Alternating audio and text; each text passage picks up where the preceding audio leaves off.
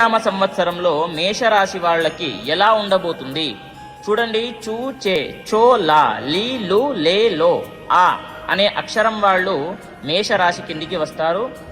కాబట్టి 2024 సంవత్సరంలో మేషరాశి వాళ్ళకి ఆదాయము చూసుకున్నట్లయితే 8, అలాగే వ్యయము వచ్చేసి 14, రాజపూజ్యము 4, అవమానము 3 ఇలా ఉంది. చూడండి, గురు శని బలంగా ఉన్నారు మేషరాశి వాళ్ళకి.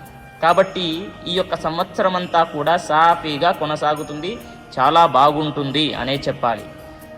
చూడండి, మీరు ఎంత సంపాదిస్తారో అంతే ఖర్చు పెడతారు, దానికంటే రెట్టింపు ఖర్చు పెడతారు అని చెప్పాలి.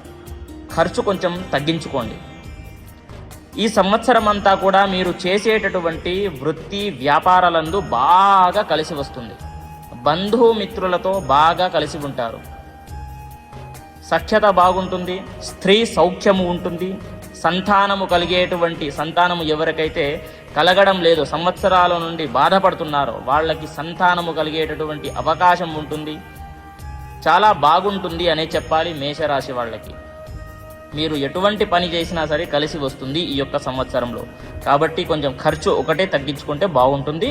ప్రతి ఒక్కరికి తెలియజేయండి. స్వస్తి, సర్వే జనాః సుఖినో భవంతు.